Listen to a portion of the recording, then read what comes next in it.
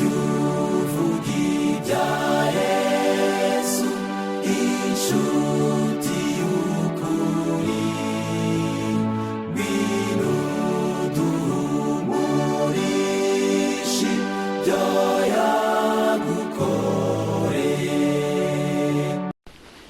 Yesu ashimwe cyane.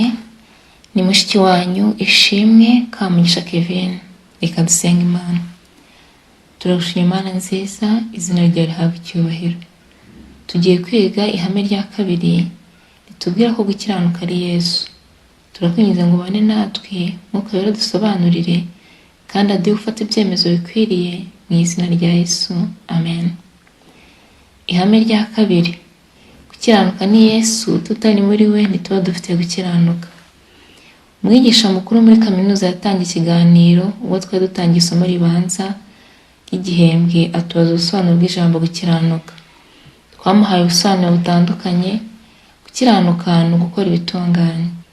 Gukiranuka ni ugukurikiza amategeko y'Imana. Gukiranuka ni ukwera. Ndetse hari ubusobanuro buruseho, gukiranuka ni urukundo. Si abanyeshuri batanga ubusobanuro gusa, ahubwo buboneka no mu bitabo bisobanura Bibiliya.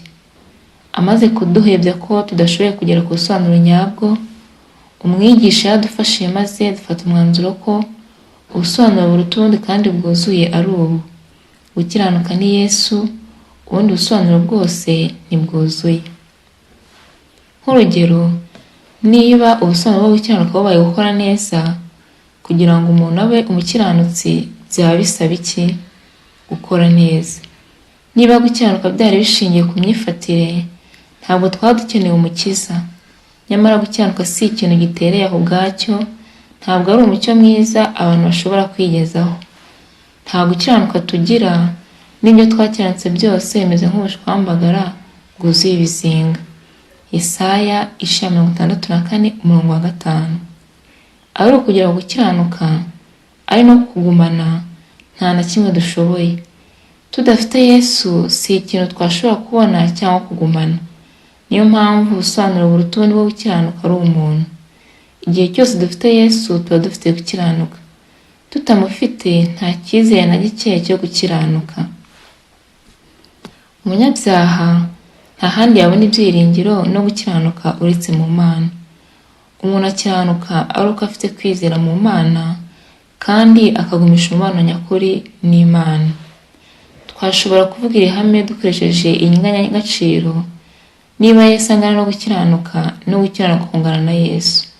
Uburyo bwonyine bwo kubona gukiranuka ni ukujya mu ruhande rurimo Yesu, tugakomeza kumatana nawe. Dushobora rero kuvuga ko umuntu guteranyaho Yesu bingana no gukiranuka.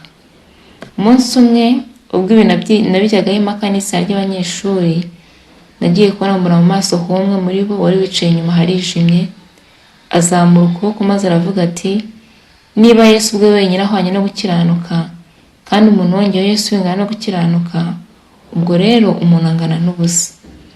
Yavuga nk'aho nesha agaciro ikiremwa muntu. Nyamara se kandi urujijo turimo ntiruterwa n'uko nta gukiranuka namba twifitemo. Dufite agaciro katarondoreka imbere y'ijuru.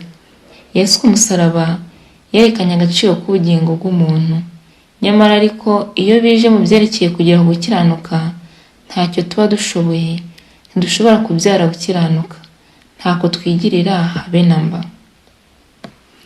Charles Everson yavugaga igitekerezo cy'umugore umwe washaka kugura igitambaro cyo kudodamo ikanzu. Yakorakoraga imyenda, akagenzura ukuntu iboshye, akareba amabara ndetse n'ibyanditseho, kugeza ubwo abonye igitambaro gisa n'icyo yifuzaga. Mu gihe yashidikanyaga, ashaka kubanza kwizera ko yahisemo neza, nyiri iduka aramwegera aramubaza ati: ndabonye iki gitambaro mwagikunze. Hari rero ikanzu yadozwe muri cyo. Mushobora kuba mutayibonye ubwo mwinjiraga. Barajyanye bombi kureba mu kabati k'ibirahuri ko mu iduka, maze umugore atera hejuru ati: ni nziza bihebuje, niyi nashakaga rwose. Iki gitambaro ni cyiza rwose, ariko noneho nkibonye kidodemo ikanzu, noneho ndushaho kubyemera. Hanyuma agura icyo gitambaro. Ni nako bimeze mu mategeko y'Imana. Dushobora kwishimira amahame yigishwamo, dushobora kwemera ibyo dusaba, ariko mbere yo kuyabenguka no kuyemera, tugomba kuyabona yahindutse imibereho. mibereho ya Yesu. Ubwo nibwo umutima wacu utsindwa, kandi iyo twakiriye Yesu twakira no gukiranuka kwe. Amen. Dusenge. Urakoze Mana nziza, izina ryawe rihabwe icyubahiro.